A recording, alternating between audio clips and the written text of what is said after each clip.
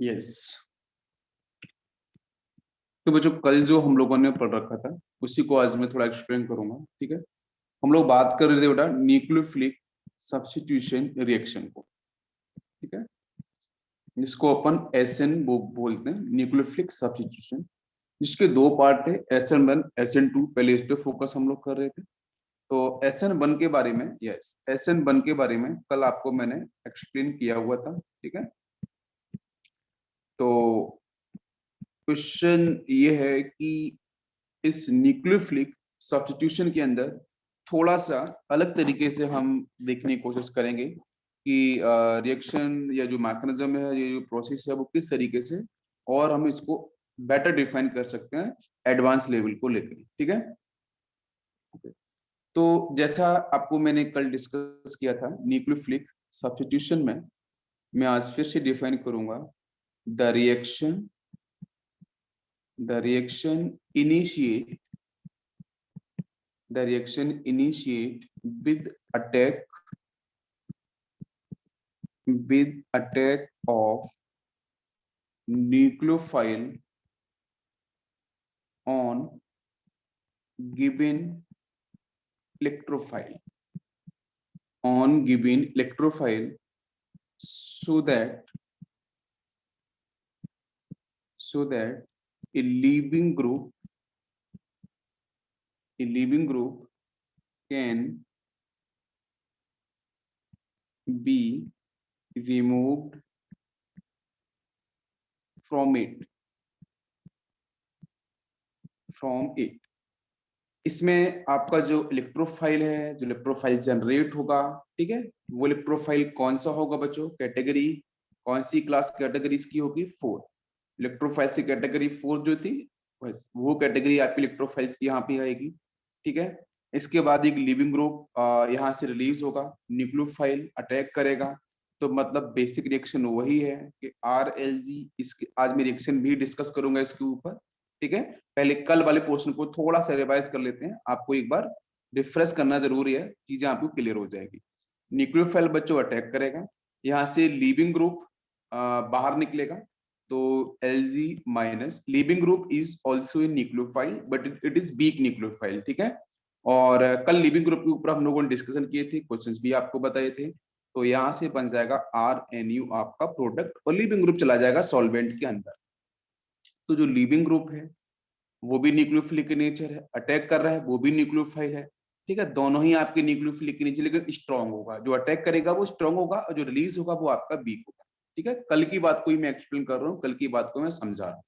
ठीक है, तो यहाँ से ये जो आपका RLG जो आपका रिएक्टेंट है, यहाँ से बच्चों जो कार्बोकैटाइन दिखाई देगा ना, जो आपको इलेक्ट्रोफाइल दिखाई देगा, वो इलेक्ट्रोफाइल हमारी 4th कैटेगरी का होगा, जिसको मैंने इलेक्ट्रोफाइल्स एंड न्यूक्लियोफाइल डिस्कस किया था।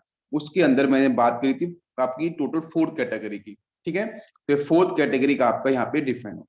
अब इसके अंदर सबसे पहला जो पॉइंट था वो था SN1 को लेकर। ठीक है, फर्स्ट पॉइंट था SN1 को लेकर। ठीक है, वन का मतलब यूनिमोलिकुलर, जिसका हम इसको बोल सकते हैं this is the nucleophilic substitution of first order ठीक है, ये जो वन है, वन का मतलब यहाँ पे मैं रिप्रेजेंट करूंगा ये फर्स्ट ऑर्डर, और वन का मतलब यूनिमोलिकुलर। यूनिमोलिकुलर का मतलब कि जब रिएक्टेंट डिफाइन करेंगे ना, तो इसमें सिर्फ एक ही आपका रिएक्टेंट डिफाइन किया जाएगा, और जो किसी भी इस केमिकल रिएक्शन का जो रेट होगा वो सिर्फ एक ही मॉलिक्यूल्स पे डिपेंड करेगा। तो इसमें मैंने बताया था आपको कि 2 स्टेप होती हैं। मैं जरा आपको आज फिर ये आपको बता रहा हूँ, ये चीज रिफ्रेश कर रहा हूँ कल की बातों को। तो इसमें 2 स्टेप्स होती हैं। फर्स्ट स्टेप के अंदर क्या होगा कि बच्चों जो RLG होगा, लिविंग ग्रुप वाला, ठीक है, ये यहाँ से बाहर जा रहा होगा, तो यही आपकी होती है स्लो स्टेप। ठीक है, ये होती है स्लो स्टेप, जिसको बच्चों बोलते हैं RDS, रेट डिटरमाइनिंग स्टेप। अब इस स्लो स्टेप में लिविंग ग्रुप आपका रिलीज होगा, तो मैं लिख सकता हूँ Lg- हम SN1 के बारे में डिस्कशन कर रहे हैं, और प्लस यहाँ से बनेगा R पॉजिटिव। करेक्ट, यहाँ तक सभी को समझ में आ रहा है? क्लियर है? ओके, तो यहाँ से फर्स्ट स्टेप तो आपको यहाँ समझ में आ गई। फर्स्ट स्टेप के अंदर लिविंग ग्रुप बाहर जाएगा, स्लो स्टेप होगी, SN1 के बारे में हम बात कर रहे हैं। ठीक है, अब बात करेंगे सेकेंड स्टेप। तो सेकंड स्टेप के अंदर जो यहाँ से बन चुका है ये इलेक्ट्रोफाइल कार्बोकैटाइन, ये फोर्थ कैटेगरी का है, ठीक है, फोर्थ कैटेगरी का इलेक्ट्रोफाइल है।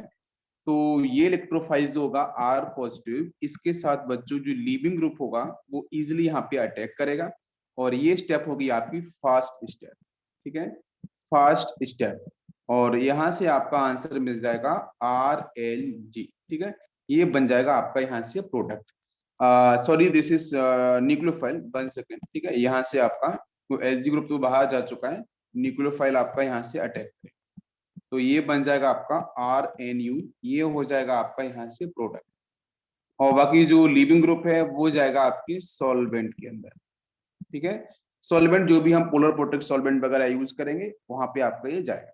अब अगर इसके मैं रेट को डिफाइन करूं केमिकल काइनेटिक्स के थ्रू, तो रेट लॉ बेटा, रेट लॉ से हम डिफाइन करते हैं, तो रेट लॉ इसका हम ऐसे लिख सकते हैं कि रेट मतलब small r is equal to cap, जो k है, k आपका रेट कांस्टेंट है, ये डिपेंड किस पे करेगा बच्चों, ये डिपेंड करेगा RLG। RLG मतलब ये आपका मेन रिएक्टेंट है, RLG इसकी पावर आपकी 1, सिर्फ इस पे, बिकॉज आपको पता है स्लो स्टेप के अंदर क्या दिख रहा है, स्लो स्टेप के अंदर सिर्फ आपको RLG दिख रहा है, यहाँ पे कोई अदर कंपाउंड नहीं है जिसका अटैक हो, बताओ, वो तो अटैक सेकेंड स्टेप में था न्यूक्लियोफाइल का, फर्स्ट स्टेप में नहीं होने वाला है, ठीक है। तो सिर्फ और सिर्फ आपके जो मेन रिएक्टेंट है, ठीक है, RLG, उसके ऊपर ही क्या करेगा, डिपेंड करेगा। तो दैट्स व्हाई इसका जो ऑर्डर हो जाएगा वो आपका हो जाएगा 1, जो ये दिख रहा है। तो इसी 1 की वजह से इसको लोग यूनिमोलिकुलर रिएक्शंस भी कॉल करते हैं। अब बात करते हैं इसके ट्रांजिशन स्टेट को समझने के लिए। तो पहला पॉइंट यही है कि ट्रांजिशन स्टेट के ग्राफिकल डायग्राम्स भी आते हैं, तो देखते हैं। जैसे बच्चों मैंने यहाँ पे एक मैं ग्राफ ले रहा हूँ, मैंने यहाँ पे लिया है बाई एक्सिस पे ले लिया मैंने एनर्जी, और इधर मैंने ले लिया प्रोसेस ऑफ रिएक्शन, यहाँ ले लिया मैंने प्रोसेस ऑफ रिएक्शन, ठीक है, रिएक्शन आपकी इधर प्रोसीड हो रही है, ये एक्स एक्सिस है, ये बाई एक्सिस है। अब यहाँ से इसके जो ग्राफिकल क्वेश्चंस हैं वो कैसे आते हैं, तो ग्राफिकल क्वेश्चंस को थोड़ा सा मैं आपको बताने वाला हूँ। देखो जैसे बच्चों मान के चलो इस पॉइंट पे आपका गिवन है RLG, ठीक है, RLG, रिएक्शन प्रोसीड होगी, रिएक्शन प्रोसीड हुई तो पहली स्टेप आपको यहाँ पे मिली, this is transition state first, transition state first, then transition first का मतलब वहां पे जब भी आपका RLG बाहर निकल रहा होगा, ठीक है, मैं प्रोसेस को बताऊंगा, जस्ट अभी वेट, ये ठीक है। और इसके बाद यहाँ पे आपको मिल जाएगा कार्बोकैटाइन मतलब R पॉजिटिव, और फिर से स्टेप ऊपर जाएगा और यूं बच्चों इस तरीके से मूव कर जाएगा लास्ट। तो ये आपका हो जाएगा यहाँ पे ट्रांजिशन स्टेट सेकेंड, और ये बन जाएगा प्रोडक्ट RNU, ठीक है, ये आपका आ चुका है यहाँ पे प्रोडक्ट। अब यहाँ से जो ट्रांजिशन स्टेट फर्स्ट और सेकंड की अगर रेट की बात करें, तो बेटा जो ट्रांजिशन स्टेट फर्स्ट जो है उसका रेट जो होगा, ठीक है, वो आपका मैक्सिमम होगा as compare to transition second, मतलब ट्रांजिशन सेकंड जो होगा वो आपका स्लोअर स्पीड से होगा, ठीक है। यस, इसको थोड़ा सा हम लोग समझते हैं, ये रिएक्शन हमारी किस तरीके से प्रोसीड हो रही है, ठीक है, क्या आंसर बनेगा। तो जैसे मान के चलो यहाँ पे ग्राफ कैसे बना होगा कि मैंने लिया बच्चों, हमारे पास एक रिएक्टेंट है RLG, ये मेन रिएक्टेंट है, ठीक है।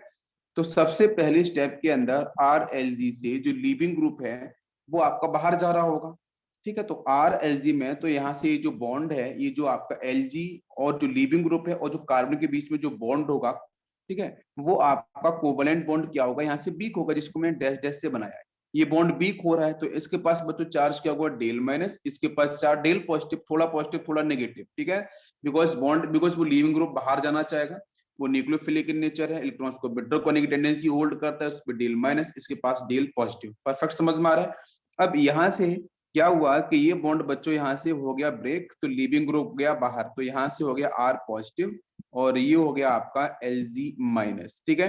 तो ये होती है ट्रांजिशन स्टेट फर्स्ट, ध्यान दो, ट्रांजिशन फर्स्ट मैंने यहाँ डिफाइन कर रखा है ग्राफ में।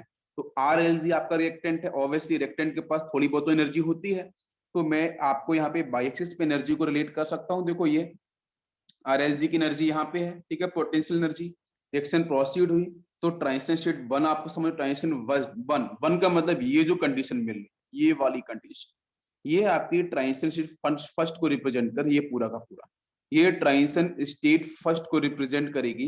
और यहाँ से जैसे बनेगा कार्बोकैटायन तो एनर्जी फटाक से डिक्रीज करेगी, ठीक है। तो यहाँ पे देखो ये आपका जो ट्रांजिशन फर्स्ट की एनर्जी यहाँ पे है, कार्बोकैटायंस की एनर्जी आपकी यहाँ पे है, ठीक है। ये आपको ध्यान रखना पड़ेगा। और फिर इसके बाद देखते हैं सेकेंड स्टेप। फर्स्ट स्टेप में ट्रांजिशन स्टेट और आपका कार्बोकैटायन कहाँ पे बना है उसको मैंने यहाँ पे एनर्जी का जो ग्राफ है उस पर मैं रिप्रेजेंट करता हूँ। समझ में आ गया? Actually this is a transition state but R positive क्या है, दिस इज इंटरमीडिएट। कार्बोकैटायन जो बना है ना, दिस इज इंटरमीडिएट, ठीक है। और ये वाली स्टेट क्या है, ट्रांजिशन स्टेट। ट्रांजिशन स्टेट अलग है, इंटरमीडिएट अलग है। बहुत बार ट्रांजिशन स्टेट को हम इंटरमीडिएट में बोल देते हैं, लेकिन अलग अलग टर्म होता है, ठीक है।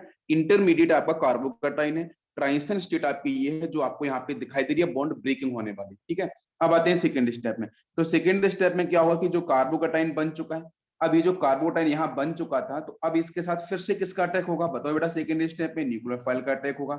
जब न्यूक्लियोफाइल यहाँ अटैक करेगा तो ये क्या करेगा, ये बॉन्ड बनेगा डायरेक्ट इसके साथ, तो यहां से बनेगा NU delta minus dash dash करके R डेल्टा पॉजिटिव। ये भी स्टेप आपकी रहती है लेकिन बहुत ही शॉर्ट इंटरवल के लिए रहती है। तो ये जो बेटा स्टेट बन रही है ना, यही आपकी है transition state second. This is transition state second. और फाइनली हमारा बन जाएगा यहाँ से प्रोडक्ट जो होगा आपका RNU, जो रिजल्टेंट आपको दिखेगा। तो देखो बच्चों, ट्रांजिशन स्टेट सेकंड कहां से मिल रही है, ये पूरी की पूरी क्या है, ट्रांजिशन स्टेट सेकंड है। और ये आपका बन रहा है प्रोडक्ट। तो प्रोडक्ट की स्टेबिलिटी सबसे ज्यादा तो एनर्जी सबसे कम। तो देख सकते हो प्रोडक्ट का मतलब ये, इसकी स्टेबिलिटी सबसे ज्यादा है तो एनर्जी सबसे कम है। लेकिन जैसे कार्ब, देखो मैं रिपीट करता हूँ, सबसे पहले क्या था हमारे पास, मेन रिएक्टेंट था RLG। उसके साथ क्या हुआ, बॉन्ड ब्रेकिंग करना स्टार्ट किया, तो उसको बोलेंगे ट्रांजिशन स्टेट फर्स्ट। तो उसकी एनर्जी आपकी ऑब्वियसली ज्यादा होगी रिएक्टेंट से। देन वहां से आपका बॉन्ड ब्रेक कर जाएगा, बन जाएगा बेटा कार्बोकैटायन। अब कार्बोकैटायन जैसे ही बना है तो उसकी एनर्जी कम हो चुकी है, स्टेबिलिटी अधिक, ठीक है।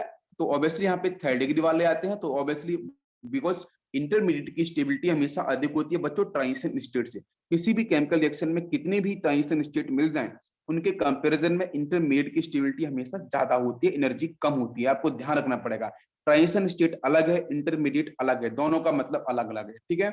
यस। तो अब सेकंड स्टेप में क्या हुआ कि भाई न्यूक्लियोफाइल के साथ जैसे बॉन्ड बनना स्टार्ट हो, तो पहले मैं डैश डैश करके रिप्रेजेंट कर सकता हूँ, बॉन्ड बनना देखो यहाँ पे स्टार्ट हुआ है, ठीक है, बॉन्ड फॉर्मेशन स्टार्ट हुआ है यहाँ पे। तो यही आपकी है ट्रांजिशन स्टेट सेकंड। तो ट्रांजिशन सेकंड जैसे, तो कार्बोकैटायन से एनर्जी फिर क्या होगा, वो स्टेट ग्राफ ऊपर की तरफ मूव करेगा। लेकिन ग्राफ जब ऊपर की तरफ मूव करेगा तो ट्रांजिशन स्टेट वन की ज्यादा एनर्जी होगी ट्रांजिशन स्टेट सेकंड से, ये भी ध्यान आपको रखना पड़ेगा। ट्रांजिशन स्टेट वन की एनर्जी अधिक होगी as compare to transition state second, ठीक है। लेकिन कार्बोकैटायन से अधिक होगी ट्रांजिशन सेकंड की एनर्जी। और फाइनली बेटा ट्रांजिशन सेकंड जैसे बना तो रिजल्टेंट आपका जैसे फाइनली यहाँ से बॉन्ड बन जाएगा, बॉन्ड बनते ही एनर्जी फटाक से डिक्रीज होगी, इतनी डिक्रीज होगी कि बेटा जो मेन रिएक्टेंट था उससे भी ग्राफ नीचे आ जाएगा। तो ग्राफ देखो यहाँ पे टच कर रहा है, राइट। तो ये पूरा का पूरा मैंने ग्राफिकल आपको एक्सप्लेनेशन दे दिया है ट्रांजिशन स्टेट के बारे में और इंटरमीडिएट के बारे में। यहाँ तक सभी को समझ में आ गया? यहाँ तक क्लियर हो गया? ओके थोड़ा ग्राफिकल एक्सप्लेनेशन ले रहे हैं, थोड़ा इस पे समझने की बात कर रहे हैं। तो बेटा ये क्वेश्चन आता है कि ट्रांजिशन स्टेट जो है वो रियल स्टेप है या वैलिड स्टेप है, रियल है या फिर आपकी अनरियल है, किस तरीके की स्टेप है। तो मैं तो यहाँ पे क्लियर कर देता हूँ कि जो ट्रांजिशन स्टेट है, मैं लिख देता हूँ नॉट ए वैलिड स्टेप, ठीक है, not a valid step as no bond energy, no bond no bond energy are defined in it, ठीक है, defined in it। तो मतलब जो भी ट्रांजिशन स्टेट बनती है बच्चों, तो ट्रांजिशन स्टेट की एनर्जी आज तक डिफाइन ही नहीं करी गई है, आप समझ लो। मैं थर्मोडायनेमिकली थोड़ा सा बात कर रहा हूँ। जितनी भी ट्रांजिशन स्टेट बनी थी, यहाँ पे दो ट्रांजिशन स्टेट बनी थी, एक बनी थी ट्रांजिशन स्टेट आपकी फर्स्ट और एक बनी थी बेटा आपकी ट्रांजिशन स्टेट सेकेंड। तो जब मेरी बात सुनना जरा बच्चों, बॉन्ड ब्रेक हो रहा है, धीरे धीरे ब्रेक हो रहा है, एट ए इंस्टेंट एनर्जी डिफाइन नहीं कर सकते वहां पे, ठीक है। दूसरा, जब ट्रांजिशन सेकेंड हो रहा था, बॉन्ड फॉर्म हो रहा था, तो वहां भी हम एनर्जी को डिफाइन नहीं कर पाते हैं। बात समझ में आ रही है? एट इंस्टेंट भी एनर्जी डिफाइन नहीं कर पाते हैं। तो जो ट्रांजिशन स्टेट है, लेकिन में इंटरमीडिएट, जो इंटरमीडिएट बनते हैं उनकी हम लोग एनर्जी और स्टेबिलिटी को प्रॉपर डिफाइन करते हैं, प्रॉपर डिफाइन करते हैं। लेकिन जब ग्राफ चलना स्टार्ट करता है, ग्राफ को मैं बनाता हूँ एनर्जी और प्रोसेस ऑफ रिएक्शन के रिस्पेक्ट में, तो फिर आपको ट्रांजिशन स्टेट को डिफाइन करना पड़ेगा। ठीक है, यहाँ पे आपका है प्रोसेस ऑफ रिएक्शन। तो फिर आपको यहाँ पे पूरी तरीके से इस तरीके से आपका जो कर्व गया था, तो ये थी ट्रांजिशन स्टेट फर्स्ट, ये थी ट्रांजिशन स्टेट सेकेंड, और ये था बच्चों आपका कार्बोकैटायन। ठीक है, और यहाँ बना था आपका प्रोडक्ट। तो मतलब जो ट्रांजिशन स्टेट फर्स्ट और सेकेंड है उनको आपको दिखाना पड़ेगा, क्योंकि कोई भी कर्व बनता है तो कर्व के अंदर बच्चों ट्रफ भी होता है। ठीक है, मतलब हाईएस्ट पीक पॉइंट होता है, और नीचे जो आपका कर्व मतलब कर्व जो होगा उसमें कर्व तो ऐसे मूव करेगा। कभी ऐसा हो सकता है कि नीचे वाला पॉइंट यही कर्व ले, यहाँ से आप ले लो, ये वाला पार्ट ले लो, कर्व बन जाएगा, नहीं ना।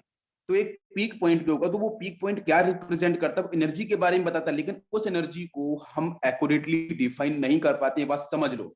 तो ट्रांजिशन स्टेट को हम पूरी तरीके से हम बोलेंगे इनवैलिड, वो वैलिड नहीं है, लेकिन उसको ग्राफ पे हम लोग रिप्रेजेंट करते हैं, ये बात समझ लो। तो लिखा है not a valid step as number of bond and no bond energy are defined in it. यहाँ पे बॉन्ड एनर्जी जो फॉर्म हो रहा है बॉन्ड, जब बॉन्ड ब्रेक हो रहे हैं, तो वहां पे बॉन्ड की एनर्जी अभी तक डिफाइन नहीं करी गई है। ठीक है, तो हम भी उसे बोल सकते हैं कि कोई वैलिड स्टेप नहीं है, लेकिन उसको दिमाग में रखना पड़ेगा अगर ग्राफ आते हैं तो। ये बात समझ में आ गई पूरी तरीके से? बताओ जरा। इसके बाद बात करते हैं कि बच्चों बॉन्ड फिजन, मैं बात करने वाला हूं बॉन्ड फिजन को लेके। थोड़ा सा अलग कॉन्सेप्ट में आज आपको पढ़ाने वाला हूं, ठीक है, जिससे थोड़ा सा आपको अलग चीजें समझ में आएंगी। बॉन्ड फिजन की बच्चों बात करते हैं तो bond fission is generally endothermic process, और एंडोथर्मिक जो प्रोसेस है मतलब बेटा यहाँ पे बोलेंगे इट इज स्लो स्टेप। और अगर मैं बात करता हूँ बॉन्ड फॉर्मेशन की, ध्यान दो बॉन्ड फॉर्मेशन की, ये एसएन बन रिएक्शन न्यूक्लियोफिलिक सब्स्टिट्यूशन में हम लोग बात कर रहे हैं, बॉन्ड फॉर्मेशन की बात कर रहे हैं। तो बेटा देखो, जब बॉन्ड फिजन, जब बॉन्ड ब्रेक करेगा, फिजन का मतलब ब्रेक करना, तो process will be endothermic, slow step होगी। लेकिन जब बॉन्ड फॉर्मेशन होगा तो प्रोसेस होगा एक्सोथर्मिक, और स्टेप होगी बच्चों फास्ट स्टेप। ठीक है, इन दोनों पॉइंट्स को बिल्कुल आपको बिल्कुल ध्यान रखना पड़ेगा। किसी को कोई डाउट है 1 सेकेंड? एग्जैक्टली अनिकेत, बिल्कुल सही है, करेक्ट आपने आंसर किया है, बिल्कुल। तो यहाँ तक बात समझ में आ गई। अब बात करते हैं रीअरेंजमेंट के साथ। ठीक है, तो देखो बच्चों, हम जब बात कर रहे थे रीअरेंजमेंट, तो रेट डिटरमाइनिंग स्टेप, उसके साथ में ये टर्म यूज करने वाला हूं। तो rearrangement, rearrangement isn't define RDS, rate determining step. मैंने कल भी आपको बताया था कि कार्बोकैटाइन में जो फॉर्म होगा उसका रीअरेंजमेंट होगा, डेफिनेटली होगा। ठीक है, because to gain the stability, और फिर वहां पे न्यूक्लियोफाइल अटैक करेगा सेकंड स्टेप में, लेकिन आरडीएस पे कोई इफेक्ट नहीं पड़ने वाला। जो आपकी रेट डिटरमाइनिंग स्टेप है या जो रेट है, उस रेट के ऊपर बिल्कुल भी रीअरेंजमेंट का इफेक्ट नहीं पड़ेगा बच्चों, ये बात समझ लो।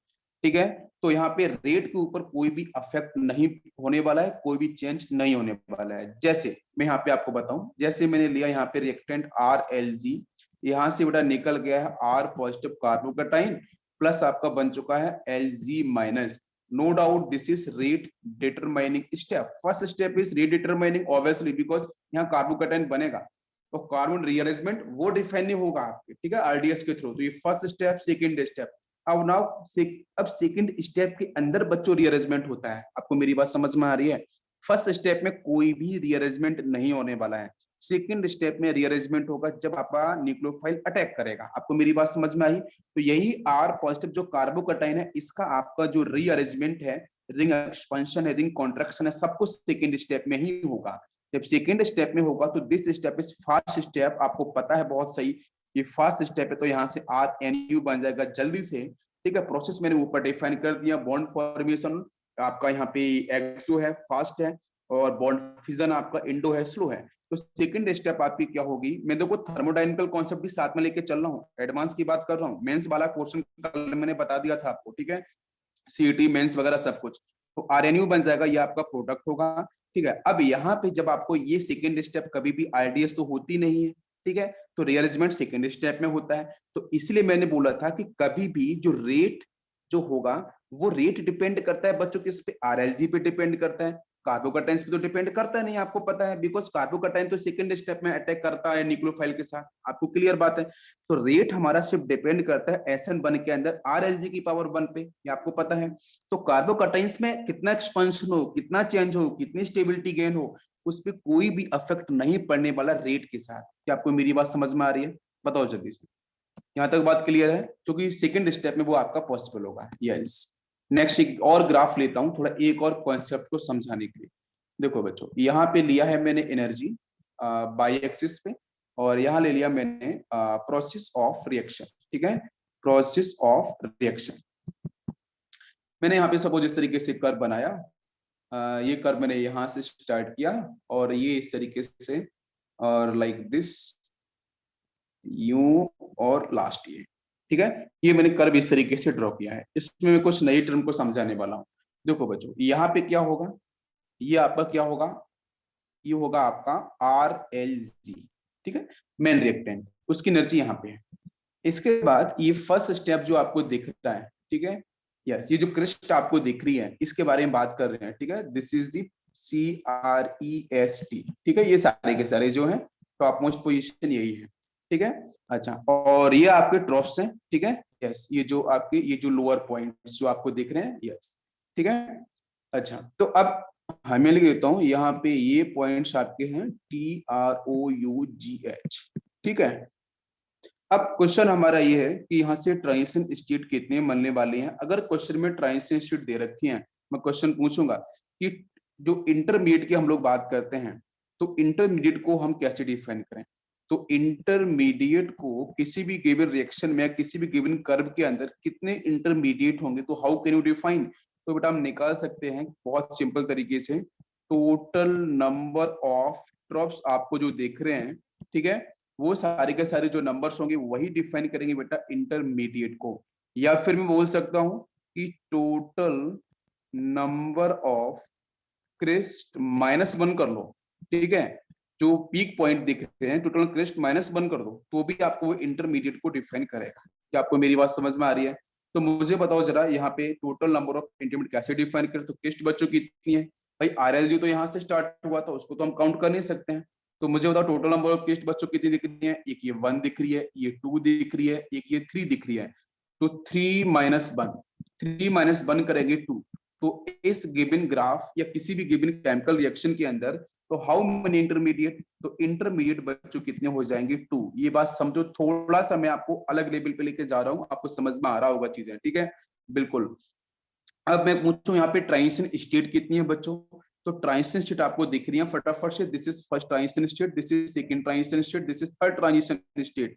और मैं इंटरमीडिएट की बात करूं तो बच्चों एक तो ये हो जाएगा इंटरमीडिएट, एक ये इंटरमीडिएट। तो 2 इंटरमीडिएट यहाँ पे देखे हैं। मैं ऐसे नहीं बोल रहा हूँ कि this is graph of SN1। मैं SN1 के ग्राफ को लेके बात नहीं कर रहा हूँ, मैं जनरल रिएक्शंस के लेके बात कर रहा हूँ। तो बच्चों 2 क्रिस्ट के बीच में जो नीचे वाला जो आपका लोअर पॉइंट होगा, ठीक है, उस पॉइंट को हम लोग बोलते हैं क्या बेटा, इंटरमीडिएट। और जो ऊपर वाले दोनों पॉइंट्स होंगे वो क्या होंगे बच्चों, आपके ट्रांजिशन स्टेट होंगे। अब मैं आपसे बोलूं, जरा मुझे बताना, यहाँ पे अगर मैं सीक्वेंस लिखूं तो एनर्जी के लेवल पे सीक्वेंस लिखूं, तो जल्दी से मुझे बताओ कि सबसे ज्यादा एनर्जी किसकी होगी। तो सबसे ज्यादा एनर्जी बच्चों किसकी होगी, ये अगर मैं इसको मालूम कि ये ट्रांजिशन स्टेट फर्स्ट है, तो ट्रांजिशन स्टेट फर्स्ट की एनर्जी सबसे अधिक दिख रही है। उसके बाद होगा ट्रांजिशन स्टेट सेकेंड, ठीक है, ये वाला। और फिर सबसे लास्ट में ये ट्रांजिशन स्टेट थर्ड यहाँ पे दिख रही है। तो ट्रांजिशन स्टेट थर्ड की एनर्जी कम होगी, हम ट्रांजिशन स्टेट को लेके बात कर रहे हैं।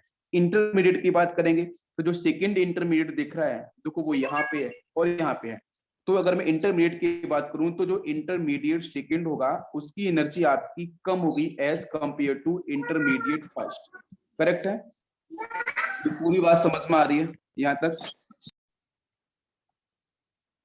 तो यहाँ पे एक बच्चे का डाउट था प्रथमेश का। यस, प्रथमेश ने पूछा है sir the curve will always and in trough. Yes definitely बेटा, बिकॉज फाइनल प्रोडक्ट मिलेगा ना आपको। मुझे बताओ ये पॉइंट क्या होगा, ये पॉइंट बेटा यहाँ से प्रोडक्ट, ठीक है, ये प्रोडक्ट को रिप्रेजेंट कर रहा है। और प्रोडक्ट की एनर्जी बच्चों सबसे कम होती है, स्टेबिलिटी सबसे ज्यादा होती है, राइट। तो इसलिए आप यहाँ पे देख सकते हो बहुत अच्छे से कि ये जो आपका लास्ट जो प्रोडक्ट को डिफाइन कर रहा है, ये पॉइंट ट्रफ पॉइंट, तो ये देखो यहाँ पे मीट करेगा, राइट। जिसकी एनर्जी सबसे कम आपको दिख रही है। तो सबसे कम एनर्जी बच्चों प्रोडक्ट की ही तो होती है। मेरी बात समझ में आ रही है? मैं एक्चुअली क्या समझाना चाह रहा हूँ कि इंटरमीडिएट का मीन क्या है और ट्रांजिशन स्टेट का मीन क्या है। ठीक है, ये दोनों मिक्स नहीं है, दोनों एक नहीं है, दोनों अलग अलग है। ट्रांजिशन स्टेट कोई वैलिड स्टेटमेंट नहीं है बच्चों, क्योंकि उसकी एनर्जी डिफाइन करी ही नहीं गई है सही से। समझ में आ रहा है? बट इंटरमीडिएट की एनर्जी डिफाइन की जाती है, प्रॉपरली डिफाइन की जाती है। ये बात आपको समझ में आ रही है? मैं थर्मोडायनेमिक कॉन्सेप्ट को लेकर चल रहा हूँ। करेक्ट? यहाँ तक सभी को क्लियर हो गया होगा। यस। नेक्स्ट बच्चों हम लोग यहाँ पे बात करेंगे, ध्यान दो, मैं लिखने वाला हूं each next step, each next intermediate कर लेते हैं। Next step in each next intermediate, next intermediate has to be more stable या more stability than the previous one. ठीक है, देन दी प्रीवियस वन, जिसको मैंने अभी बताया था। ठीक है, अदरवाइज रिएक्शन उल्टी हो जाएगी। Otherwise reaction would proceed, reaction would proceed in backward direction. ठीक है, backward direction, this is very important concept, right? देखो बच्चों ध्यान से, मैं क्या बोल रहा हूँ उस टर्म को समझने की कोशिश करना। मैं क्या चाहता हूँ? मैं ये चाहता हूँ कि रिएक्टेंट जो है ना बेटा, always converted into product. Because reactant की एनर्जी बच्चों कैसी है? रिएक्टेंट की एनर्जी बच्चों कैसी है? पोटेंशियल अधिक है, और स्टेबिलिटी कैसी है बच्चों? मिनिमम है। ठीक है, अगर रिएक्टेंट पहले से स्टेबल होता बच्चों तो आपके प्रोडक्ट साइड में जाता ही नहीं। आपको समझ में आता है? बिल्कुल। जैसे सपोज आपके पास अभी एनर्जी बहुत है, यू आर द स्टूडेंट्स हैं, आपको आपके पास जबरदस्त पोटेंशियल है। अगर उस पोटेंशियल को आपने राइट डायरेक्शन में बेटा आपने कन्वर्ट कर लिया, चैनलाइज कर लिया, डेफिनेटली बहुत तगड़ा प्रोडक्ट मिलने वाला है।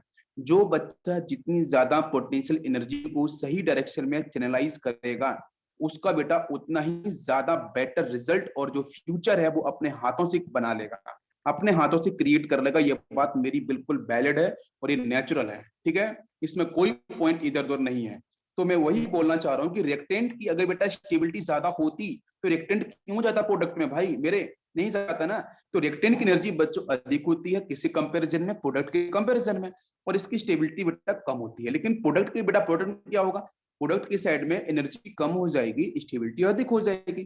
तो मतलब क्या है कि रिएक्शन जा रहा है बेटा फॉरवर्ड डायरेक्शन में।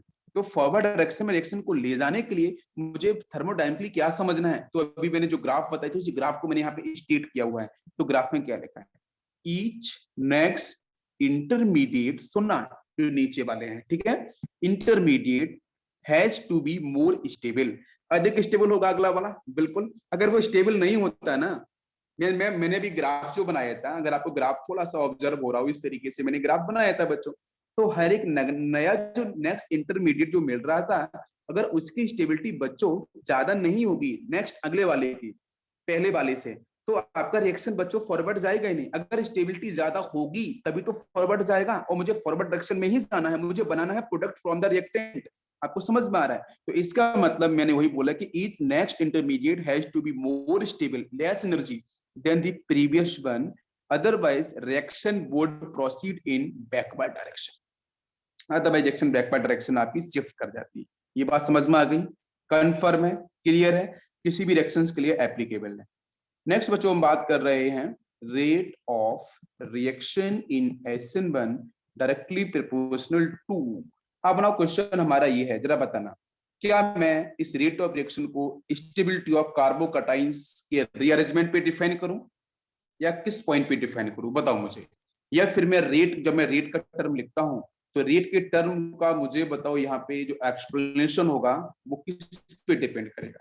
बेटा वो डिपेंड करेगा जो आपका फर्स्ट स्टेट के अंदर जो आपका मेन कंपाउंड था RLG था, उस पर डिपेंड करेगा। आपको बात समझ में आ रही है? इसकी पावर में 1 लिख सकता हूँ, और मैं इसी यहाँ से रेट को मैं लिख सकता हूँ जिसको स्मॉल r से मैं रिप्रेजेंट कर सकता हूँ। तो इज इक्वल टू के कांस्टेंट आएगा, प्रोपोर्शनल साइन निकल जाएगा, तो यहाँ से आ जाएगा RLG इसकी पावर 1। तो रेट इस पे डिपेंड कर रहा है, तो that's why it is unimolecular, unimolecular, right. अच्छा, दूसरी स्टेप ये है कि कार्बोकटाइंस का रीअरेंजमेंट सेकेंड स्टेप में होगा और रीअरेंजमेंट होने के बाद न्यूक्लियोफाइल अटैक कर जाए। कोई दिक्कत नहीं, मेरी बात को अच्छे से समझ लो। कार्बोकटाइंस का रीअरेंजमेंट बच्चों सेकेंड स्टेप में होगा और वहां पे न्यूक्लियोफाइल मोर स्टेबल कार्बोकटाइंस पे जाके आपका इलेक्ट्रोफिलिक सेंटर पे जाके अटैक कर देगा। ये सभी को मेरी बात समझ में आ रही है? यहाँ तक सभी क्लियर है? ओके। अब ना क्वेश्चन है कि हमारा जो रेट है उसको मैं डिफाइन कैसे करूं? अगर आपको सामने कंपाउंड दे रखे हैं 1 degree, second degree, third degree alkyl halide, तो हाउ कैन यू डिफाइन? तो वहां पे आर एल जी के बेस पे तो हम यूनिमोलिकुलरिटी डिफाइन करते हैं, बिकॉज यहाँ आपका जो ऑर्डर है वो 1 आ रहा है। लेकिन रेट बेटा डिपेंड करेगा आपका, मैं अब ये नहीं बोलूंगा कि रीअरेंजमेंट ऑफ कार्बोकटाइन, मैं बोलूंगा सिर्फ और सिर्फ जो आपको मिलेगा स्टेबिलिटी ऑफ कार्बोकटाइंस जिसकी ज्यादा होगी वहां पे आपका जो न्यूक्लियोफाइल तेजी से अटैक करेगा। मैं 2 टर्म बोल रहा हूं, सुनो ध्यान से। रेट में जो पहला वाला एक्सप्लेनेशन मैंने यहां बताया, ये बच्चों बता रहा है मॉलिक्यूलरिटी के बारे में, राइट? कि किस मॉलिक्यूल्स पे डिपेंड कर रहा है, तो आरडीएस से हम रेट निकालते हैं। लेकिन मैं रिएक्टिविटी रेट की बात कर रहा हूं, रिएक्टिविटी रेट की बात कर रहा हूं कि मतलब बच्चों न्यूक्लियोफाइल तेजी से अटैक कहां करेगा। आपके पास गिवन है, मैं मान के चलूं मेरे पास गिवन है R L G, suppose this is 1 degree, ठीक है? ये हमारे पास सपोज ये सेकंड डिग्री है, हमारे पास थर्ड डिग्री है। तो मुझे बताओ अगर सामने से न्यूक्लियोफाइल आएगा तो कॉमन सेंस हमारा क्या कहता है कि अटैक कहां पे फास्ट होना चाहिए? न्यूक्लियोफाइल तेजी से अटैक कहां करेगा बच्चों? 1 डिग्री के साथ या सेकंड डिग्री के साथ या थर्ड डिग्री के साथ। तो मैं कैसे डिफाइन करूं कि भाई न्यूक्लियोफाइल के पास तो चार्ज उतना ही है, नेगेटिव चार्ज बराबर कांस्टेंट है, लेकिन 1 degree, second degree, third degree जो कार्बोकटाइंस बनेंगे, ठीक है, from the given compound, from the given alkyl halide, तो वहां से जो कार्बोकटाइंस बनेंगे फर्स्ट स्टेप के अंदर, तो यहां से मिलेगा थर्ड डिग्री कार्बोकटाइंस, सपोज यहां से मिलेगा 2 डिग्री, यहां से मिला सपोज 1 डिग्री। तो जहां पे पॉजिटिव चार्ज जितना ज्यादा होगा, मेरी बात समझ में आ रही है? पॉजिटिव चार्ज की प्रेजेंस जितनी बेटर डिफाइन की जाएगी, या मैं बोल सकता हूं कि मैं स्टेबिलिटी वाले कॉन्सेप्ट को डिस्कस कर रहा हूं, तो जितना ज्यादा पॉजिटिव चार्ज आपका स्टेबलाइज किया जाएगा उतना तेजी से वहां पे न्यूक्लियोफाइल क्या करेगा? अटैक करेगा और बनाएगा बच्चों वहां से मेजर प्रोडक्ट। क्या बनाएगा? मेजर प्रोडक्ट का फॉर्मेशन करेगा। फिर पहली स्टेप जो है और ये सेकेंड वाला जो पॉइंट है, इन दोनों को आपको ध्यान रखना पड़ेगा, तभी इसका जो ऑर्डर आता है वो ऑर्डर बेटा क्या आता है? थर्ड डिग्री जो एल्काइल हैलाइड है उसका रिएक्टिव रेट आपका ज्यादा होता है, देन आपका सेकेंड डिग्री आर एक्स का होगा, नेक्स्ट इसके बाद आपका 1 डिग्री आर एक्स का होगा, और सबसे कम हो जाएगा आपका सी एच थ्री एक्स का, ठीक है? तो this is the order of reactivity rate, this is the reactivity rate, ठीक है, ऑफ SN1। SN1 रिएक्शन का ये रिएक्टिविटी रेट मैंने आपको यहाँ पे डिफाइन किया है। सभी को समझ में आ गया? ओके। अब एक क्वेश्चन मैं बोलता हूँ कि अगर कार्बोकटाइन बच्चों यहाँ पे क्या होगा कि भाई 1 degree, second degree, third degree है, यहाँ पे जो कार्बोकटाइंस आपको बन रहे हैं वो कार्बोकटाइंस बच्चों कैसे हैं? डिफरेंट है। कार्बोकटाइन कैसे हैं? डिफरेंट है। तो फिर हम लोग स्टेबिलिटी के बेस पर आंसर निकाल देंगे।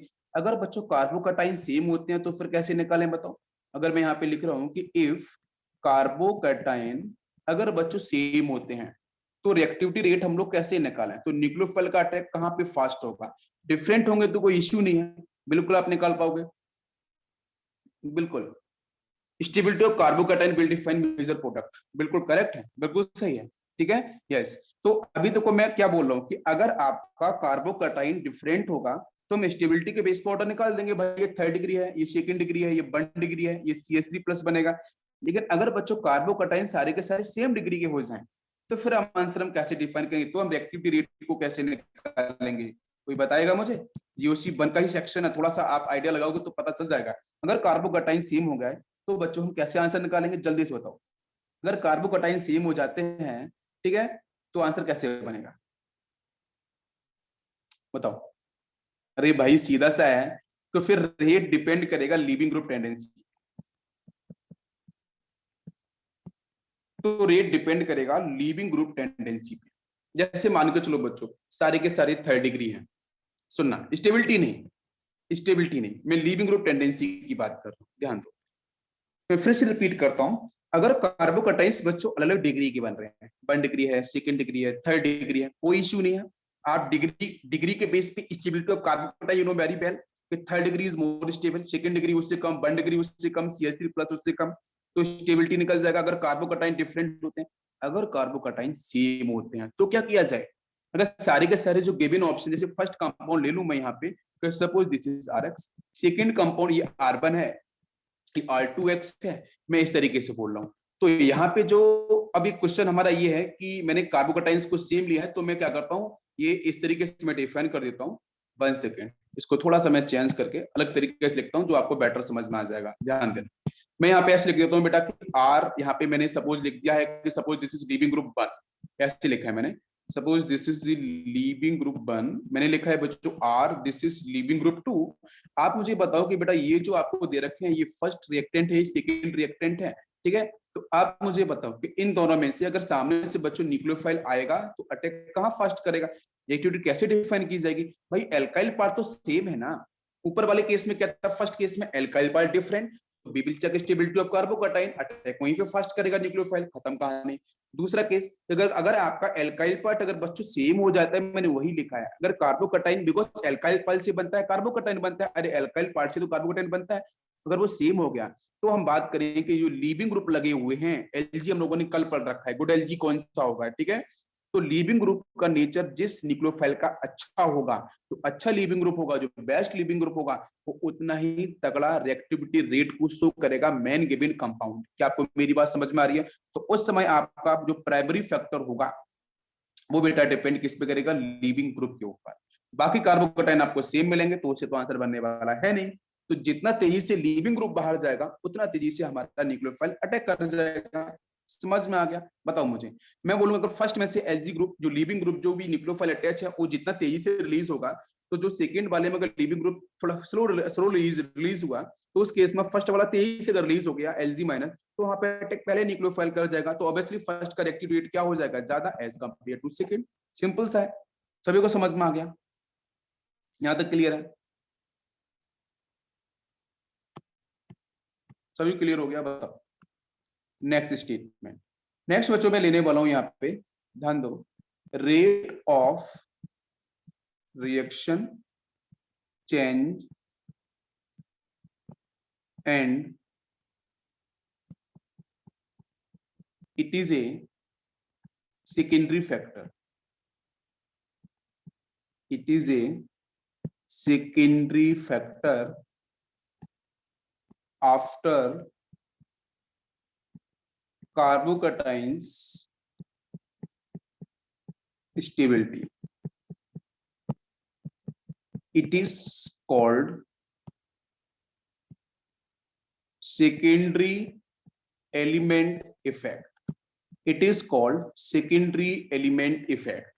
और ये जो रूल मैंने लिखा है, ये रूल बच्चों वर्क करता है जब आपके प्रेजेंट होते हैं बच्चों हेलोजन। क्या प्रेजेंट होते हैं, halogen as a leaving group, जैसे F माइनस, क्लोरीन, ब्रोमीन और आयोडीन, ठीक है।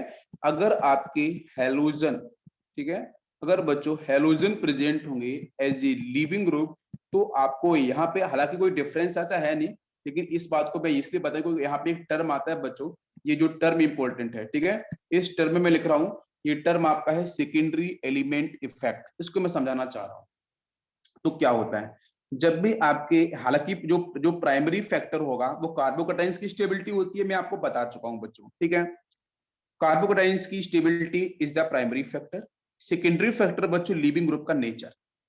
दो फैक्टर समझ में आ रहा है। मैं रिएक्टिविटी रेट की बात कर रहा हूँ, रिएक्टिविटी रेट हमेशा बच्चों डिफाइन नहीं होगी स्टेबिलिटी ऑफ कार्बोकैटायन से, वो प्राइमरी फैक्टर है, लेकिन सेकेंडरी फैक्टर आपका लिविंग ग्रुप का नेचर भी है, जिसको मैंने कल भी डिस्कस किया था, ठीक है। यस, तो लिखा है मैंने rate of reaction change and it is a secondary factor after carbocation stability, it is called. भाई सारे के सारे कार्बोकैटायन सेम होंगे तो स्टेबिलिटी मुझे पहले तो देखनी पड़ेगी, ठीक है, वो प्राइमरी फैक्टर हो गया। सेकेंडरी फैक्टर ये बोलते हैं लिविंग ग्रुप का नेचर। तो कल मैंने हैलोजेंस के लिविंग ग्रुप भी आपको डिस्कस करे थे कि सबसे अच्छा लिविंग ग्रुप कौन सा होगा बच्चों, जो आपका कौन सा होगा, बिगर साइज का ना। भाई जो स्ट्रॉन्ग एसिड था उससे वीक बेस बन रहा था, कॉन्जुगेट बेस, तो आयोडीन, ठीक है। यस, तो जो बेटर लिविंग ग्रुप होगा, तो लिविंग ग्रुप की जो टेंडेंसी है बेटा वो आपकी प्राइमरी फैक्टर नहीं होती है, वो आपकी सेकेंडरी फैक्टर होती है। तो यही एडवांस के अंदर स्टेटमेंट वाइज क्वेश्चंस के अंदर इस टर्म का यूज किया गया है, secondary element, secondary elemental effect. Secondary elemental effect भी इसको बोलते हैं, सेकेंडरी एलिमेंटल इफेक्ट। तो सेकेंडरी एलिमेंटल इफेक्ट का मतलब ये है कि जो लिविंग ग्रुप रिलीज होते हैं तो वो आता है बच्चों सेकेंडरी एलिमेंटल इफेक्ट के अंदर, और प्राइमरी एलिमेंटल इफेक्ट में कौन होता है, स्टेबिलिटी ऑफ कार्बोकैटायन, ठीक है। ये आपको ध्यान रखना पड़ेगा। सभी को बात समझ में आ गई। अभी क्वेश्चन है, मैंने बच्चों यहाँ पे डिफाइन किया है, मैं दो कर्व बता रहा हूँ, क्या दोनों कर्व सही होंगे आपको आंसर करना है, ठीक है। फर्स्ट कर्व लिया है मैंने RLG, इसका कॉन्सेंट्रेशन, और इधर लिया है मैंने रेट। रेट के साथ मैं एक कर्व बना रहा हूँ यहाँ पे, कुछ इस तरीके से, ये ओरिजिन से जा रहा है, और ये आपका फर्स्ट कर्व है। सेकेंड कर्व मैंने आपका यहाँ पे डिफाइन किया है इस तरीके से कि ये आपका न्यूक्लियोफाइल है यहाँ पे, और यहाँ पे आपका रेट है। तो रेट और न्यूक्लियोफाइल के साथ कर्व बनाया मैंने, और आपका रेट और जो मेन रिएक्टेंट था उसके साथ कर्व बनाया, तो इसका कर्व मैंने यूं बना दिया। तो मुझे बताओ हमारे दोनों कर्व करेक्ट हैं या इनकरेक्ट? बताओ बच्चों, अटैक कहाँ होता है? जरा जरा जरा रिएक्शन को आप ऑब्जर्व करो, आपको आंसर मिलेगा। न्यूक्लियोफाइल का अटैक तो बच्चों कहाँ होता है ना, सेकेंड स्टेप में होता है, राइट, बिल्कुल सही। जब वो सेकेंड स्टेप में होता है तो वो तो आरडीएस होती नहीं है मेरे भाई। तो न्यूक्लियोफाइल का अटैक के बेस पे हम रेट डिफाइन कर सकते हैं क्या? कर सकते हैं क्या? नहीं ना, वो तो इंडिपेंडेंट हो जाएगा ना, इंडिपेंडेंट होगा ना, तो वो तो कांस्टेंट जाएगा। बिल्कुल समझ में आ गया। लेकिन जो आरएलजी है उस पर रेट डिपेंड करता है क्या? हाँ सर बिल्कुल करता है, सर बिल्कुल करता है। अगर यहाँ से मिलता है मुझे कार्बोकटाइन मिलता है, तो यहाँ से आपका बिल्कुल सही फर्स्ट स्टेप के अंदर ही आपकी जो होती है वो, यहाँ पे किसी ने बोला है दोनों करेक्ट है sir, nucleophile rate determining step में नहीं है, बिल्कुल सही आंसर, आपने सर बिल्कुल सही समझा। तो हमारा जो आंसर है ना वो दोनों ही करेक्ट है, बिकॉज बेटा जैसे जैसे स्टेबिलिटी ऑफ कार्बोकेटाइन अगर बढ़ता जाएगा तो वैसे वैसे रिएक्टिविटी रेट भी क्या होगा, बढ़ता जाएगा। तो मतलब सीधा ये है कि पहली स्टेप क्या होती है, आरडीएस होती है, जहां पे हम रेट को प्रॉपरली डिफाइन करते हैं। करेक्ट, सभी को समझ में आ रहा है? क्लियर है बच्चों? सबको क्लियर है? तो पहला ग्राफ भी हमारा करेक्ट है, सेकंड ग्राफ भी करेक्ट है, और यही ग्राफ बच्चों प्रीवियस ईयर के अंदर पूछे गए हैं। प्रीवियस ईयर क्वेश्चन देखना उठा के, मेंस के एडवांस के, आपके ये ग्राफ भी उसमें डिस्कस किए गए हैं, ठीक है। मैं वैल्यूज दे दूंगा, मैं इक्वेशन दे दूंगा ना, अभी y equal to mx plus C compare करने के लिए मैं इक्वेशन बनाऊंगा यहाँ से, मैं इक्वेशन यहाँ पे मैं पहले से बना के दूंगा, और y equal to mx plus C से कंपेयर करना होगा। मैं स्लोप पूछ सकता हूँ, मैं यहाँ पे रेट की वैल्यू निकालने को बोल सकता हूँ, मैं आरएलजी का कॉन्सेंट्रेशन पूछ सकता हूँ, मैं न्यूक्लियोफाइल का कॉन्सेंट्रेशन पूछ सकता हूँ, इवन मैं रेट पूछ सकता हूँ, मैं नंबर ऑफ मोल्स पूछ सकता हूँ, मैं वेट पूछ सकता हूँ, मैं वॉल्यूम पूछ सकता हूँ, क्या क्या पूछ सकता हूँ, पूरा का पूरा केमिकल काइनेटिक्स पूछ सकता हूँ, पूरा का पूरा थर्मोडायनेमिक्स पूछ सकता हूँ। ये बात समझ लो आप। तो यही तो क्वेश्चन बनते हैं। Connectivity is very important. समझ में आ गया सभी को? बाकी मैं वो फिजिकल पढ़ाऊंगा तो आपको और क्लियर हो जाएगा। यस, नेक्स्ट बच्चों हम बात करते हैं फैक्टर्स पे, थोड़ा सा फैक्टर्स को डिस्कस कर लेते हैं एक बार। फैक्टर्स अफेक्टिंग, ठीक है, फैक्टर्स अफेक्टिंग SN1 रिएक्शन, ठीक है। फटाफट से इसको हम समराइज करते हैं, देखते हैं कि कल जो पढ़ा था वो कितने बच्चों को याद है। तो सबसे पहले बच्चों बात करते हैं नेचर ऑफ सबस्ट्रेट के ऊपर, ठीक है। नेचर ऑफ सबस्ट्रेट, मैं जल्दी से नहीं भागने वाला, चीजों को बहुत मैं स्लोली लेके जाऊंगा, समझ में आना चाहिए एक एक टर्म, ठीक है। क्वेश्चंस बनेंगे तो आप डेफिनेटली करोगे। नेचर ऑफ सबस्ट्रेट की बच्चों बात करते तो उसका मतलब क्या, कोई बताएगा मुझे? टेक्स्ट करो बच्चों जल्दी से, बताओ जल्दी से। नेचर ऑफ सबस्ट्रेट पे कैसे डिपेंड करेगा SN1 रिएक्शन, बताओ। SN1 रिएक्शन का जो रेट है, SN1 रिएक्शन का जो रेट है वो किस तरीके से नेचर ऑफ सबस्ट्रेट पे डिपेंड करेगा? ऑब्वियसली बेटा स्टेबिलिटी। किससे? स्टेबिलिटी। कल पूरा बताया था बेसिक में, आज उसी को आपको बताना है। तो किस पे डिपेंड करेगा? स्टेबिलिटी ऑफ कार्बोकटाइंस पे, स्टेबिलिटी ऑफ कार्बोकटाइंस पे, ठीक है, जो सबस्ट्रेट से मिलेगा, ऑब्टेन्ड बाय सबस्ट्रेट। जो सबस्ट्रेट, सबस्ट्रेट बेटा क्या है? RLG। तो RLG से जो मिलेगा कार्बोकटाइंस, उसकी स्टेबिलिटी पे डिपेंड करता है नेचर ऑफ सबस्ट्रेट। बिल्कुल सही है, करेक्ट हो गया हमारा, समझ में आ गया। जितना स्टेबल आपका कार्बोकटाइन, जितना स्टेबल कार्बोकटाइन आपको मेन सबस्ट्रेट से बेटा मिलेगा, ऑब्टेन्ड होगा, उतना ही तेजी से क्या होगा? रेट होगा। आपको समझ में आ गया? क्लियर हो गया? यस। सेकंड बच्चों में बात करता हूं, क्या कॉन्सेंट्रेशन ऑफ न्यूक्लियोफाइल पे डिपेंड करेगा हमारा रेट? क्या SN1 का? जल्दी से बताओ मुझे, यस और नो, जल्दी से बताओ। क्या कॉन्सेंट्रेशन अगर मैं न्यूक्लियोफाइल का इंक्रीज करूं या मैं डिक्रीज करूं, तो क्या कॉन्सेंट्रेशन ऑफ न्यूक्लियोफाइल बढ़ाने से घटाने से क्या SN1 पे इफेक्ट पड़ेगा? अरे दीप्ति नहीं पड़ेगा, सेकेंड स्टेप में आता है। अरे सेकेंड स्टेप में आता है ना, अभी आपको थोड़ी देर पहले पढ़ाया था, इसलिए तो मैं रिवाइज करा रहा हूँ कि भाई न्यूक्लियोफाइल का जो पूरी की पूरी कहानी है वो कहाँ पे आती है बताओ? SN1 के अंदर, सेकंड स्टेप में। क्या सेकंड स्टेप हमारी आरडीएस होती है? मैं अभी आपको थोड़ी देर पहले पढ़ा चुका हूँ, नहीं होती है। जब नहीं होती है तो हम कैसे डिफाइन करें? और मैंने अभी ग्राफ ही तो बनाया था, आपको पता होगा, रेट के साथ मैंने न्यूक्लियोफाइल के कॉन्सेंट्रेशन, कॉन्सेंट्रेशन को हम स्क्वायर ब्रैकेट में लिखते हैं, तो ग्राफ यूं था ना। अरे इंडिपेंडेंट था ना, किन था? मुझे बताओ जल्दी से, इसीलिए तो मैंने कर बताया था। तो बिल्कुल बच्चों concentration of nucleophile does not affect the rate. सभी को समझ में आ गया?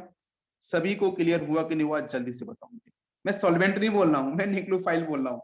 सॉल्वेंट की कहानी अलग है, ठीक है। पोलर प्रोटेक्ट सॉल्वेंट वो बॉन्ड तोड़ने के लिए आते हैं। डाइलेक्ट्रिक कांस्टेंट फिजिक्स का टर्म है, फिजिक्स का टर्म है डाइलेक्ट्रिक कांस्टेंट।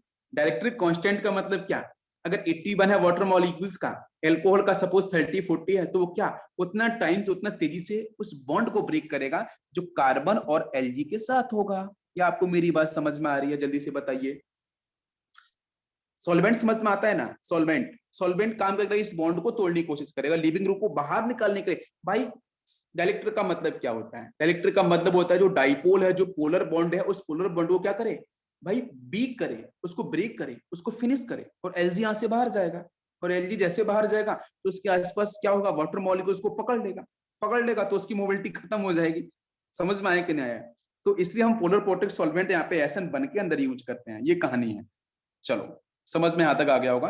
पूरे के पूरे पॉइंट को मैं एक एक करके एक्सप्लेन कर रहा हूँ, राइट। तो बेटा यहाँ पे कॉन्सेंट्रेशन ऑफ न्यूक्लियोफाइल आपका बिल्कुल भी अफेक्ट नहीं करेगा रेट ऑफ रिएक्शन। सभी क्लियर है? परफेक्ट। नेक्स्ट मैं बात करूंगा कि जो SN1 रिएक्शन है बेटा वो किसके द्वारा फेवर्ड की जाती है, ठीक है। तो मैं बोल सकता हूं जनरली, मैं एक वर्ड यूज करूंगा जनरली, नॉट ऑलवेज, ठीक है। Generally SN1 reaction is favored by strong or weak nucleophile, strong और weak, yes, weak nucleophile, ठीक है। Favoured by weak nucleophile. Generally मैं एक टर्म यूज कर सकता हूं यहाँ पे कि जनरली बेटा हम वीक न्यूक्लियोफाइल को बोल सकते हैं जितने भी आपके अनचार्ज होते हैं। अनचार्ज, अनचार्ज का इस पर चार्ज ना हो, ठीक है। अनचार्ज जो न्यूक्लियोफाइल, या मैं बोल सकता हूँ न्यूट्रल न्यूक्लियोफाइल, ठीक है। न्यूट्रल न्यूक्लियोफाइल, हम ये भी टर्म इसके लिए यूज कर सकते हैं, ठीक है। वो सारे के सारे आपके वीक न्यूक्लियोफाइल ही होंगे। जैसे एग्जांपल आपको दूं तो बच्चों कौन से, जैसे मैं सपोज वाटर मॉलिक्यूल लेके आया, ये भी न्यूक्लियोफाइल की तरह work but is a neutral. मैंने बेटा सपोज बोला ROH, मैंने अल्कोहल यूज किए। जनरली हम यही यूज करते हैं, अल्कोहल या फिर हम लोग वाटर मॉलिक्यूल्स वगैरह यही यूज करते हैं, ठीक है। ये सारी के सारे क्या होते हैं? वीक न्यूक्लियोफाइल होते हैं और एज वेल एज सॉल्वेंट भी होते हैं, ठीक है। ये भी ध्यान रखना, ये आपके न्यूक्लियोफाइल्स भी है, वीक न्यूक्लियोफाइल्स भी है, और एज वेल एज बेटा आपके बहुत ही अच्छे पोलर प्रोटेक्ट सॉल्वेंट है, जिसकी हेल्प से जो SN1 रिएक्शन का जो पाथ है, जो रास्ता है, वो आपका फॉलो किया जाता है। क्या आपको मेरी बात समझ में आ रही है सभी को यहाँ तक? बताओ जरा, क्लियर है? क्योंकि सॉल्वोलिसिस होता है न्यूक्लियो, जब एलजी ग्रुप बाहर जाएगा तो उसका सॉल्वोलिसिस होगा ना, तो इसलिए हम लोग पोलर प्रोटेक्ट सॉल्वेंट यूज करते हैं, और SN1 में सॉल्वोलिसिस होता है बच्चों, यही पॉइंट है। यस, अब बात करते हैं हम लोग नेचर ऑफ सॉल्वेंट में। तो नेचर ऑफ सॉल्वेंट के अंदर बच्चों मुझे बताओ, SN1 के अंदर वाटर में डालूं, मैं एल्कोहल डालूं, तो इनकी वजह से रेट फास्ट होगा, क्योंकि यहाँ पे सॉल्वोलिसिस होता है, प्लीज ध्यान रखना पड़ेगा। SN1 में सॉल्वोलिसिस होता है जिसकी वजह से एलजी ग्रुप कुछ डिस्टर्बेंस ना कर सके, लिविंग ग्रुप जो न्यूक्लियोफाइल बाहर निकला वो कोई डिस्टर्बेंस ना कर सके। तो वाटर मॉलिक्यूल्स और आपके जो एल्कोहल्स हैं, मतलब मैं बोल सकता हूँ पोलर प्रोटेक्ट सॉल्वेंट, ये SN1 के रिएक्टिविटी रेट को बच्चों फास्ट करते हैं as compare to like TMSO। आपको याद होगा डाइमिथाइल सल्फर ऑक्साइड, पोलर तो होता है बट प्रोटिक नहीं होता, पोलरिटी होती है, ठीक है।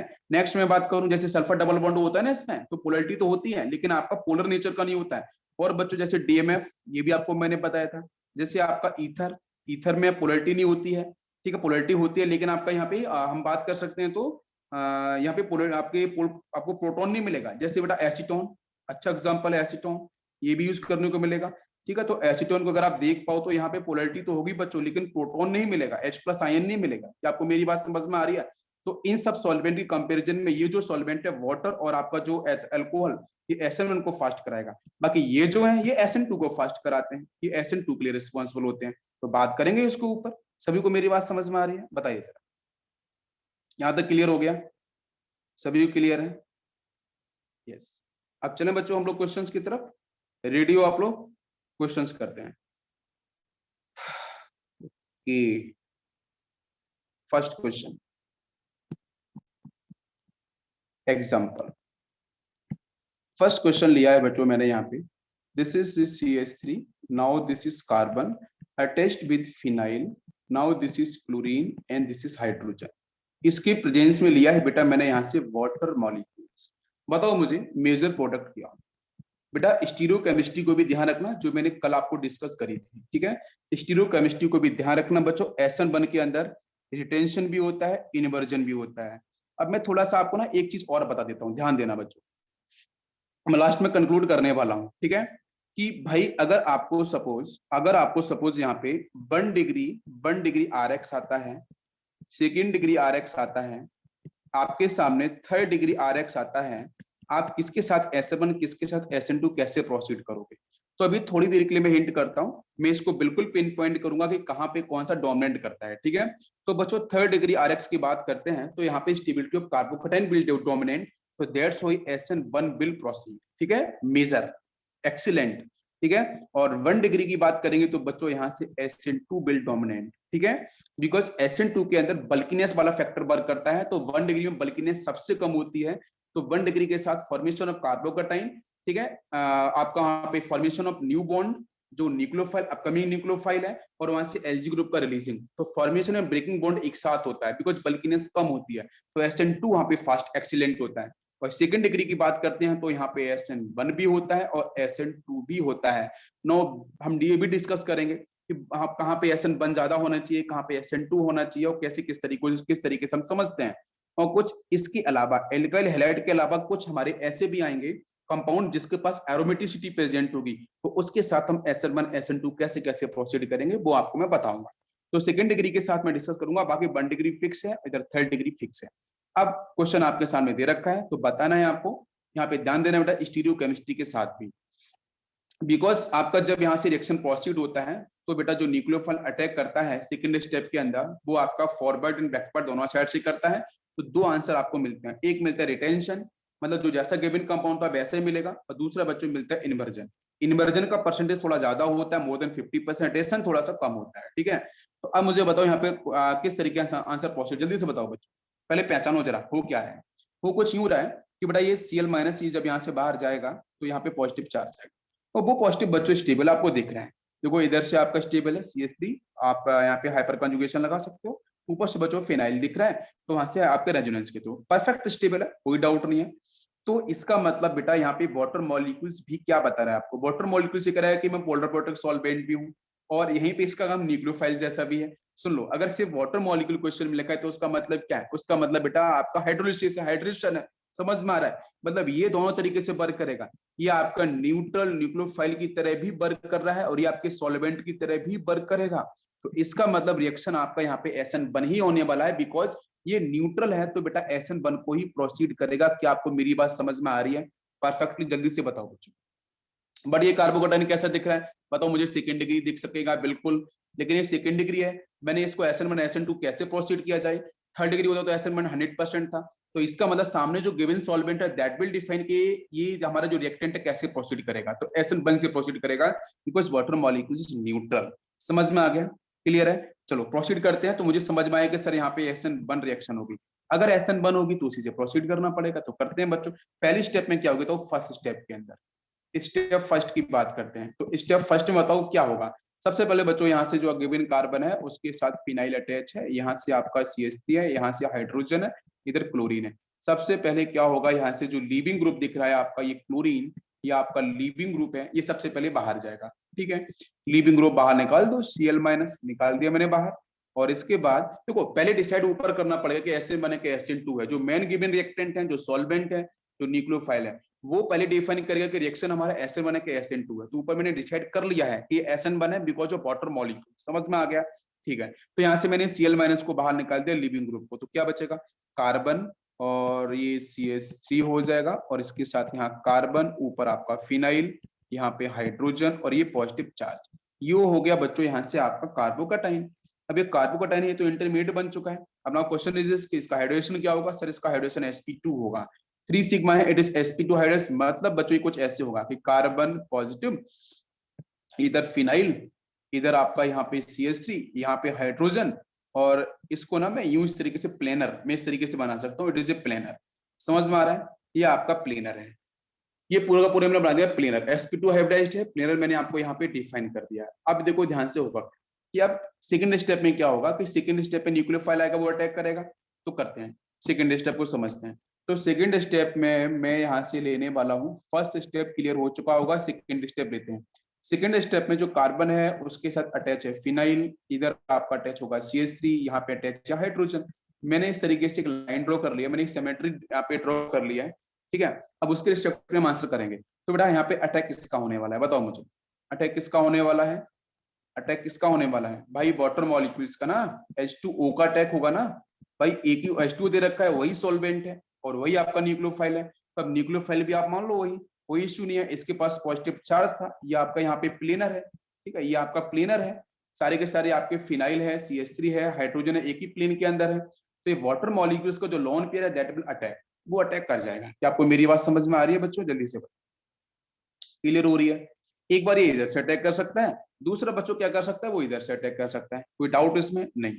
तो अगर फर्स्ट अटैक करेगा तो कुछ कंपाउंड यूं बन जाएगा ना, हम बना सकते हैं इस तरीके से, फिनाइल, देन आपका यहाँ से CH3, now this is hydrogen and this is OH, कोई डाउट। और सेकेंड अटैक अगर होगा तो मैं इसको बना सकता हूँ फिनाइल, सिर्फ चेंज होगा बच्चों किसमें पोजीशन, OH और CH3 में, तो OH यहाँ पे आ गया और CH3 यहाँ पे आ गया। कोई डाउट इसमें, बताओ जल्दी से, यहाँ तक कोई डाउट हो रहा है तो बताओ। परफेक्ट, बिल्कुल इजी है। यस, अब देखो बात करते हैं कि जो नीचे वाला सेक्शन है, ये सेक्शन बच्चों आपका होगा। अब मुझे तो नहीं पता कि सर रिटेंशन कौन सा है, इन्वर्जन कौन सा है, समझ में नहीं आ रहा मुझे, रिटेंशन कौन सा है, इन्वर्जन कौन सा है, ठीक है। तो यहाँ पे क्या होता है कि जब क्वेश्चन में कुछ भी गिवन नहीं है तो किसी को भी आप रिटेंशन मान लो, किसी को भी आप इन्वर्जन मान लो। लेकिन जब क्वेश्चन में कुछ डाटा दे रखा है कि भाई इसकी स्टेबिलिटी ज्यादा है, उसकी स्टेबिलिटी कम है, तो फिर उस केस में हम लोग क्या करते हैं कि किसी एक को, तो मैंने सपोज मान लिया कि सेकंड वाला जो प्रोडक्ट है वो आपका सपोज बच्चों यहाँ से इन्वर्जन है। कैसा है, इन्वर्जन, भाई बैक साइड से अटैक करेगा तो उल्टा हो जाएगा मॉलिक्यूल, तो इन्वर्टेड फॉर्म जनरेट हो जाएगी। और इन्वर्टेड फॉर्म का इन्वर्जन का मतलब बेटा कि यहाँ पे इसका जो परसेंटेज वो मोर देन 50% होगा, क्योंकि यहाँ पे अटैक थोड़ा इजी होता है। और अगर फर्स्ट फॉर्म की बात करें तो ये आपका रिटेंशन जैसा फॉर्म है वैसा ही बना रहेगा, रिटेंशन के अंदर जो परसेंटेज होता है वो आपका लेस देन 50% होता है, ठीक है। यस, तो इसमें डाटा दिया जाएगा, ठीक है, रिटेंशन इन्वर्जन बोल के, तो भी आपको यहाँ पे बताना है कौन सा मेजर कौन सा माइनर, बाकी ऐसा कुछ डाउट रहता नहीं है कि सीधा कंपाउंड बोले कि टोटल पूछता, टोटल फॉस्फेट प्रोडक्ट क्या है, कौन कौन से फॉर्म बनते हैं, ये आपको ध्यान रखना। अब एक क्वेश्चन हमारा है कि ये दोनों के दोनों क्या रेसिमिक मिक्सचर को डिफाइन करेंगे, क्या ये रेसिमिक मिक्सचर को डिफाइन करेंगे, क्वेश्चन हमारा ये है। तो बेटा RS कॉन्फ़िगरेशन सभी को याद है, तो स्टार्ट करेंगे RS कॉन्फ़िगरेशन, चलो चेक करते हैं। तो फर्स्ट कंपाउंड में देखो सबसे ज्यादा प्रायोरिटी किसकी, अरे सेप्रूल पता है क्या, सेप्रूल, तो ऑक्सीजन आपका फर्स्ट हो जाएगा, ऑक्सीजन फर्स्ट हो जाएगा। सेकंड कौन होगा जल्दी से बताओ मुझे, phenyl second, third CH3, fourth hydrogen. और लिस्ट प्रायोरिटी कहाँ पे है, वर्टिकल लाइन पे, कोई इश्यू नहीं है, सब कुछ ठीक है। रोटेशन, रोटेशन बेटा 1 से 2, 2 से 3, ये हो गया रोटेशन। रोटेशन कैसा हमारा है, एंटी क्लॉकवाइज, मतलब हमारा S, ऊपर S हो गया। तो नीचे चेक करते हैं, नीचे चेक करते हैं तो यहाँ पे OH आपका 1, फर्स्ट शेप रूल के अकॉर्डिंग ये 3, ये 1 2 3, ये आपका 4। लिस्ट प्रायोरिटी कहाँ पे, वर्टिकल लाइन पे, कोई डाउट नहीं, 1 से 2, 2 से 3 घुमा दो, बिल्कुल सही। ये हो गया आपका एंटी, ये हो गया आपका क्लॉकवाइज मतलब R। अगर ऊपर वाला S है तो नीचे वाला R है। क्या सभी को मेरी बात समझ में आ रही है। तो इसका मतलब बच्चों ये पूरी तरीके से समझ में आ चुका है कि ये दोनों का दोनों जो मिक्सचर होगा, उन दोनों का जो कंपोजिशन होगा वो रेसिमिक मिक्सचर को लगभग अप्रोक्स डिफाइन करता है। क्या आपको मेरी बात समझ में आ रही है, स्टीरियो केमिस्ट्री क्लियर हो रही है। बिल्कुल सुजल, 50-50% होना चाहिए, लेकिन मैंने अप्रोक्सीमेट यूज किया है इसीलिए। क्वेश्चन में आपसे एग्जैक्टली नहीं पूछेगा, क्वेश्चन में आपका दिमाग लग पाएगा कि आपको पता है कि नहीं। आपने कभी टीचर से सुना है कि नहीं, ये टर्म सुना है तो आंसर कर देना, लैंग्वेज वैसी लिखी होगी, ठीक है, कोई भी चीज 100% करेक्ट नहीं होती है, ठीक है। यस, मैं वही बोल रहा हूँ। तो यहाँ से अप्रोक्स डाटा की हम डाटा को लेके बात करते हैं, हाँ बिल्कुल, लगभग अप्रोक्स डाटा हमारा ऑप्टिकली नेगेटिव होगा, बिकॉज ऊपर वाला R तो नीचे वाला S, अगर ऊपर वाला R तो नीचे वाला S, उधर S तो इधर R, बस यही। अब ना क्वेश्चन इज के एनेंटियोमर्स के डायस्टीरियोमर्स हैं, जल्दी से बताओ। अरे नेस्टियोमर्स हैं डायस्टीरियोमर्स हैं, क्या होंगे, एनेंटियोमर्स या डायस्टीरियोमर्स, आंसर करो जल्दी से। फर्स्ट मॉलिक्यूल यूं था, यहाँ पे फिनाइल, यहाँ पे OH, ये CH3, यहाँ पे हाइड्रोजन। सेकेंड मॉलिक्यूल जो बना था ना उसमें क्या था, फिनाइल तो अपनी पोजीशन पे था, हाइड्रोजन यहाँ था, OH यहाँ था।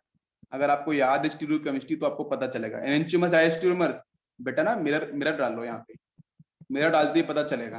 देखो ये इसके साथ बिल्कुल, ये इसके साथ बिल्कुल सही।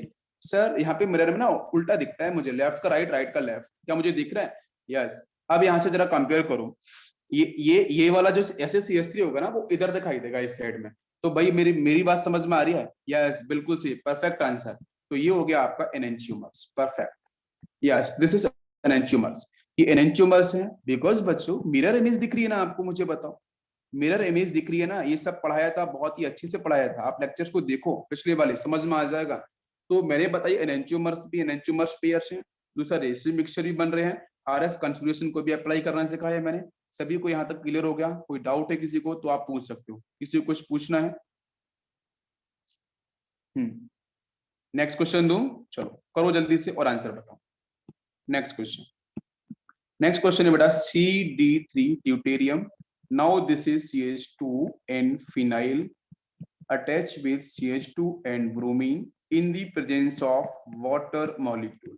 बताओ क्या आंसर बनेगा, सॉल्व करो इसको।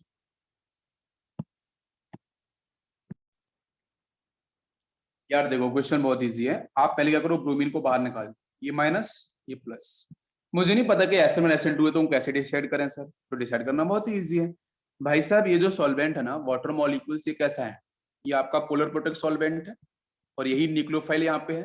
तो आंसर बच्चों SN1 से ही प्रोसीड होगी, बस पूरा SN1 लगाना पड़ेगा, ठीक है। मैंने इसको बाहर निकाल दिया और जैसे मैंने इसको बाहर निकाला तो क्या बना, यहाँ से आपका क्या हुआ, यहाँ से Br माइनस बाहर चला गया और बचा है आपका CD3 कार्बन के साथ यहाँ पे फिनाइल ACH और यहाँ पे है CH2 positive charge, this is 1 degree carbocation. समझ में आ गया? मैंने बोला था रीअरेंजमेंट होगा सर, बिल्कुल कराओ रीअरेंजमेंट, कोई इश्यू नहीं है, कराओ रीअरेंजमेंट, कराना जरूरी है। तो यहाँ से होगा बच्चों रीअरेंजमेंट, और वो कौन सा रीअरेंजमेंट होगा बताओ मुझे? 1,2 हाइड्राइड शिफ्टिंग, 1,2 हाइड्राइड शिफ्टिंग, यहाँ से H निकालो, उधर शिफ्ट करो H माइनस, तो ऑटोमेटिक पॉजिटिव यहाँ पे आ जाएगा। तो ये स्पीसीज बच्चों यहाँ से कन्वर्ट किसमें हो जाएगी, इस तरीके से कि दिस इज CD3 कार्बन, इसके पास आ जाएगा आपका पॉजिटिव चार्ज और यहाँ पे आपको नीचे मिल जाएगा CH3, this is 3rd degree carbocation. कोई समझ में आ रहा है बेटा? बिल्कुल 3rd डिग्री कार्बोकैटायन आपको यहाँ पे मिल चुका है, कोई दिक्कत इसमें नहीं। अब बस अब रिएक्शन को आप स्टार्ट कर दो, अटैक करा लो और आंसर बना लो, इजी है। तो ये पहली स्टेप समझ में आई कि नहीं आई बताओ पहले? स्टेप फर्स्ट पूरी क्लियर हो गई है। स्टेप फर्स्ट में यहाँ तक आंसर जाएगा, फिर रीअरेंजमेंट हो जाएगा और रीअरेंजमेंट होने के बाद अब बेटा अटैक करेगा आपका न्यूक्लियोफाइल। तो न्यूक्लियोफाइल का अटैक बच्चों दो तरीके से होगा, आपको अच्छे से पता है, because it is planar, because it is sp2 hybridised.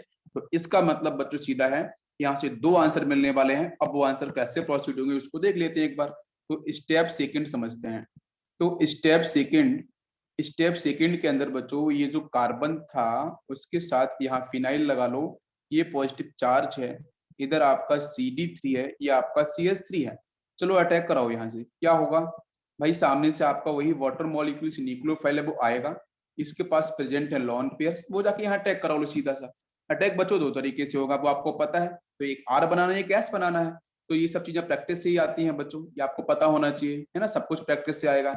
Retention इधर लिख लो आप इनवर्जन, रिटेंशन वाले में बेटा क्या बना लो, यहाँ से आपका फिनाइल हो गया, ये आपका CH3, यहाँ से OH, यहाँ से हाइड्रोजन। भाई वाटर मॉलिक्यूल्स का लोन पर अटैक करेगा तो यहाँ से क्या हो जाएगा, थोड़ा एक बार आइडिया देख लो। यहाँ से क्या होगा कि बेटा ये ऑक्सीजन हाइड्रोजन हाइड्रोजन, इसके पास पॉजिटिव चार्ज, तो यहाँ से निकल जाएगा एक एसिडिक हाइड्रोजन H+ की फॉर्म में सॉल्वेंट के साथ, तो बच्चों मिल जाएगा फाइनली OH। ठीक है, OH कैसे बना वाटर मॉलिक्यूल से, ये पहले भी बहुत बार बता चुका हूँ, ये आंसर हो गया है। सेकंड स्टेप का देख लो, सपोज यहाँ से क्या होगा, तो ये आपका फिनाइल एसिड यहीं रहेगा, CH3 भी रहेगा, बस OH और H में पोजीशन चेंज होगी, कर लिया मैंने चेंज, बस निकालो कौन सा R कौन सा S, जल्दी बताओ कौन सा R कौन सा S, जल्दी से बताओ आंसर। ये फर्स्ट मान लो सपोज, ये सेकंड मान लो, कौन सा R कौन सा S? भाई नंबरिंग करना आता है, बस शिफ्ट टूल लगा लो यार, शिफ्ट टूल में क्या होगा, ऑप्शन सबसे पहले आ जाएगा। सेकंड कौन सा होगा बताओ बच्चों, फिनाइल। थर्ड होगा ये, फोर्थ होगा ये। तो 1 से 2, 2 से 3, 4 बीच में आ जाए तो क्रॉस कर जाओ, क्रॉस कर जाओ, यस बिल्कुल सही। तो मुझे 1 से 2, 2 से 3 ये आपको मिल गया, this is anti clockwise, this is anti clockwise. But बेटा यहाँ पे आपका जो लीस्ट प्रायोरिटी है वो कहाँ पे है, हॉरिजॉन्टल लाइन पे। आपको मेरी बात समझ में आ रही है? यहाँ ध्यान से देखो, ध्यान से इस क्वेश्चन को समझो, पीछे क्या दे रखा है यहाँ पे, 1 2 3, यस। तो फर्स्ट वाले में क्या होगा, अभी ये रोटेशन कैसा होगा भाई, क्लॉकवाइज तो यूं होता है ना, एंटी क्लॉकवाइज यूं, ये तो एंटी क्लॉकवाइज हो गया। तो आंसर हमारा क्या हो जाएगा, लीस्ट प्रायोरिटी कहाँ पे दे रखी है, लीस्ट प्रायोरिटी यार यहाँ पे हाइड्रोजन था क्या, नहीं यार हाइड्रोजन तो था ही नहीं है ना, मैंने पहला मॉलिक्यूल देते हैं। फिनाइल है, CH3 है, और यार एक सेकंड ना, 1 सेकंड, यस, यहाँ पे क्या होगा, यस CD3। अब सही बैठेगा, अब जरा लगाओ इसमें रूल, अब रूल बिल्कुल सही बैठेगा। एक सेकंड, 2 3 1, इसको साइड कर देता हूं मैं। चलो अब बताओ, यहाँ आपका CD3, ठीक है, यस, नीचे भी आपका CD3 यहाँ।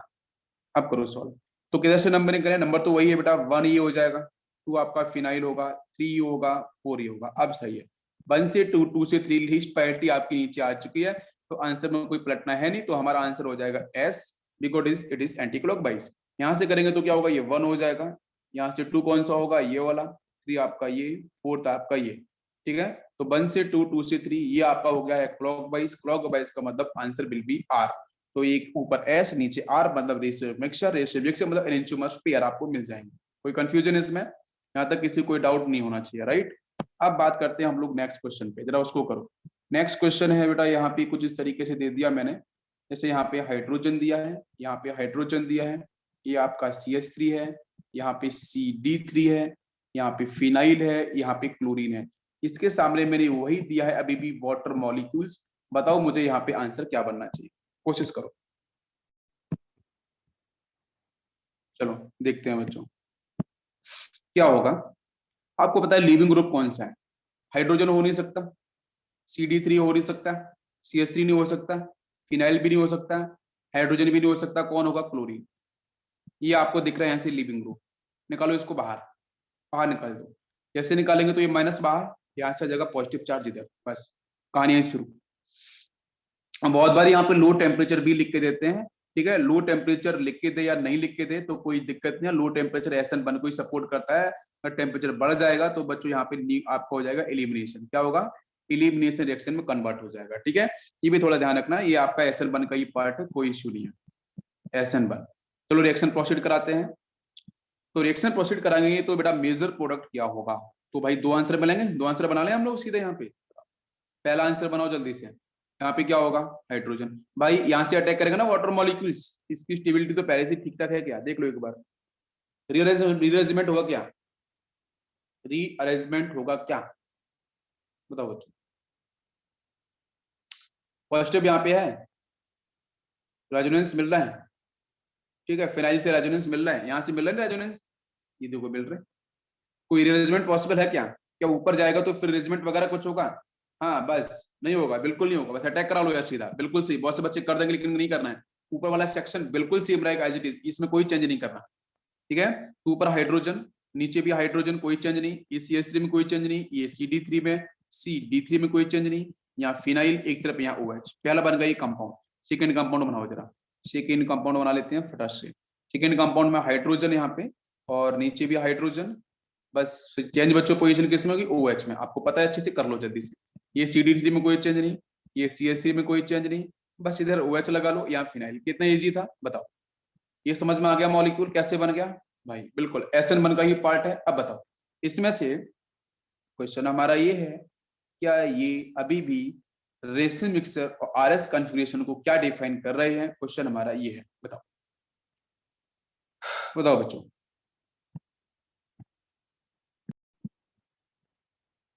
क्या करना है, इसमें आओ चलो फर्स्ट मॉलिक्यूल में कैसे नंबरिंग करें, नंबरिंग करो चलो। यहाँ पे OH अटैच किया था, ठीक है, ये 1 हो जाएगा। 2 कौन सा होगा, 2 फिनाइल वाला हो सेक्शन हो जाएगा। 3 कौन सा होगा, ऊपर वाला होगा। 4 नीचे। वर्टिकल लाइन पे लीस्ट प्रायोरिटी बिल्कुल सही, रोटेशन ये 1 से 2, 2 से 3, मतलब रोटेशन कैसा, क्लॉकवाइज, क्लॉकवाइज मतलब बच्चों R।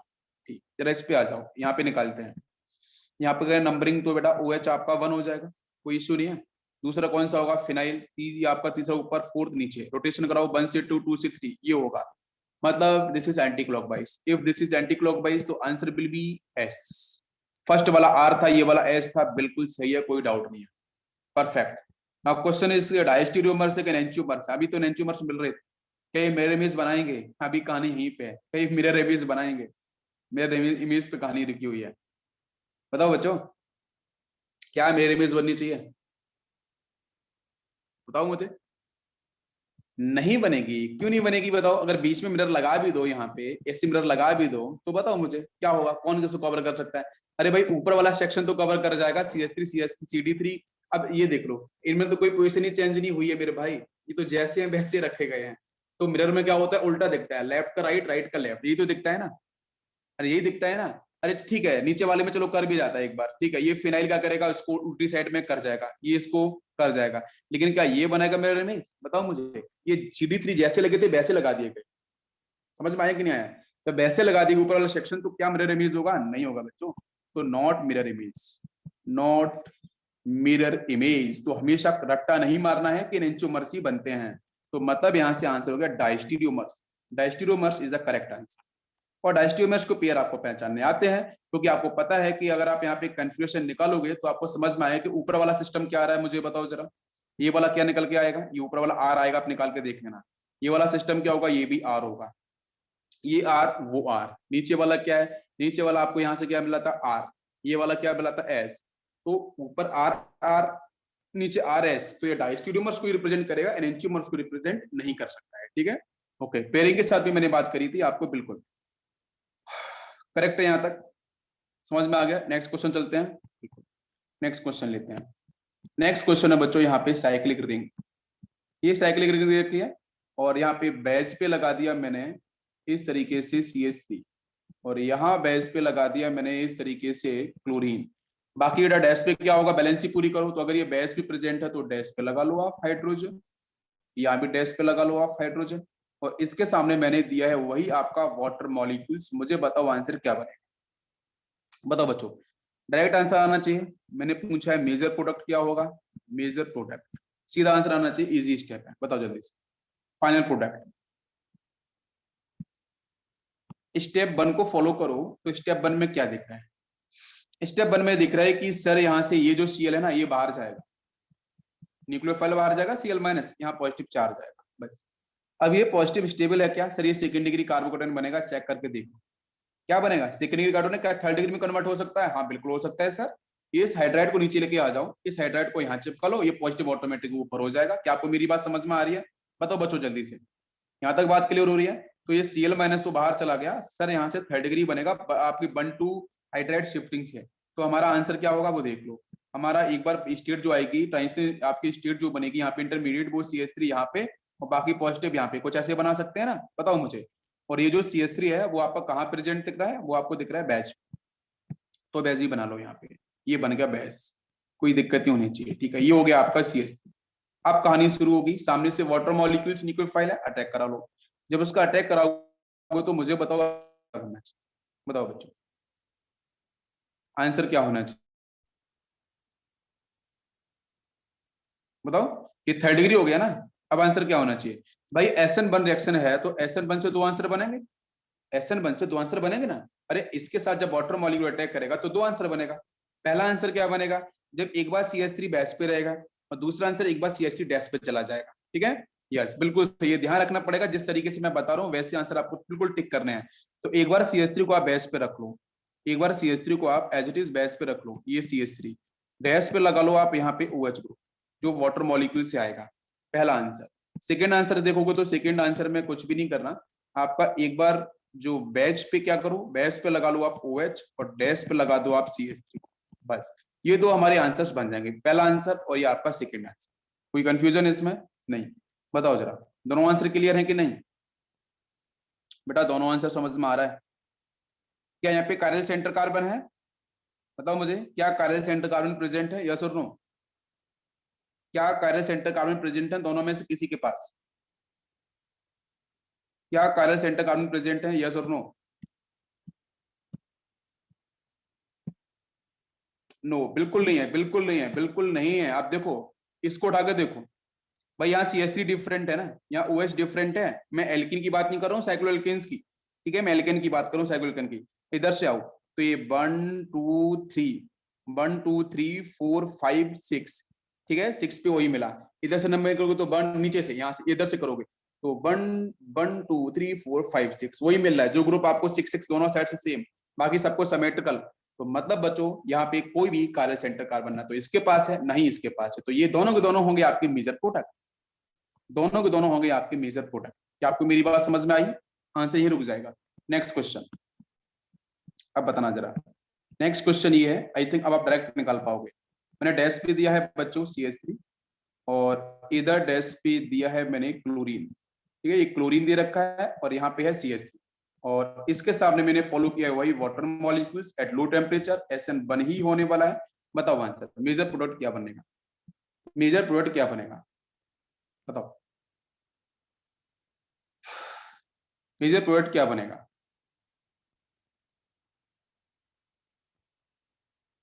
मेजर प्रोडक्ट क्या बनेगा? ठीक है, इसको आप लिख लो, होमवर्क स्क्रीनशॉट ले लो इसको और इसको सॉल्व करना, इसको सॉल्व करना। इसमें इसमें आपको ध्यान रखना पड़ेगा, जैसे अभी मैंने क्वेश्चंस कराया था उसी तरीके से इसको आपको लेके चलना है, ठीक है।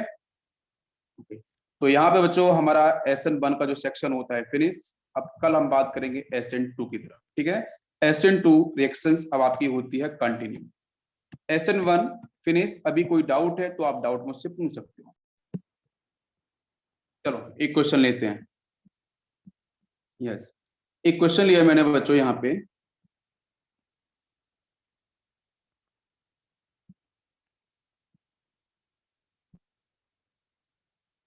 ये फॉर्म, ठीक है। ये फॉर्म आपको आई थिंक पता होगी, ये आपका हेलोजन लगाया मैंने और इसके साथ यस ये फर्स्ट कंपाउंड लिया मैंने, सेकेंड कंपाउंड, ठीक है। फर्स्ट कंपाउंड जो दिया है मैंने, ठीक है, आपको बताना है SN1 और SN2 के बारे में, ठीक है, कि कहाँ पे SN1 का रेट फास्ट होगा, कहाँ पे SN2 का रेट फास्ट होगा, ठीक। चलो सेकेंड कंपाउंड में लेता हूं,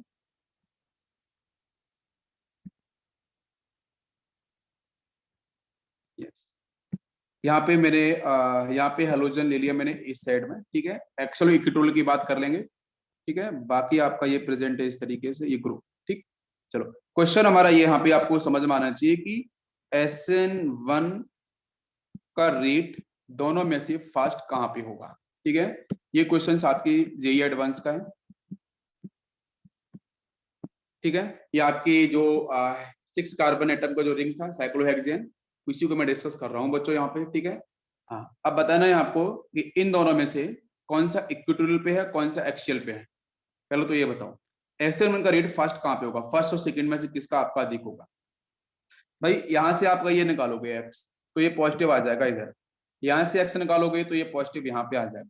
बट क्वेश्चन तो हमारा ये है कि ये जो x बाहर निकलेगा वो फर्स्ट कहाँ से, Lg ग्रुप कहाँ से, बिकॉज दोनों कार्बोकटाइन से मिलने वाले हैं। अरे भाई कार्बोकटाइन तो दोनों जगह परफेक्ट आपको मिलेगा, भाई इधर भी एक कार्बन है, यहाँ भी कार्बन है, इधर भी कार्बन है, यहाँ भी कार्बन है, दोनों जगह इक्वल मिलने वाला है। अब क्वेश्चन हमारा ये है कि दोनों जगह से जो लीविंग ग्रुप है, क्वेश्चन बहुत ईजी आया था लेकिन बहुत सारे बच्चे तो कंपाउंड देख के घबरा गए थे, ये कंपाउंड ऐसे दे रखे हैं तो समझ नहीं आ रहा है। इसमें से बस ये पहचानना था कि लीविंग ग्रुप कहाँ से फास्ट रिलीज होगा, लीविंग ग्रुप कहाँ से फास्ट रिलीज होगा, कौन सा हमारा आंसर आपका SN1 में इजीली आपका डिफाइन करेगा। बताओ सेकेंड से क्यों होगा, कोई बता सकता है मुझे सेकेंड से क्यों होगा, सेकेंड से क्यों होगा बताओ मुझे। मान के चलो यहाँ से बाई माइनस का अटैक है न्यूक्लियोफाइल, मान लेते हैं बाई माइनस आपका यहाँ से न्यूक्लियोफाइल है उसका अटैक, तो कैसे डिफाइन किया जाए? अरे फर्स्ट वाला इक्वेटोरियल है क्या? अरे फर्स्ट वाले इक्वेटोरियल है कि एक्सियल है, क्या है? फर्स्ट वाला पूछ रहा हूँ, फर्स्ट वाला आपका ये फर्स्ट वाला इक्वेटोरियल पे हेलोजन लगा है, ये हेलोजन लगा था कि आपके एक्सियल पे, बताओ मुझे।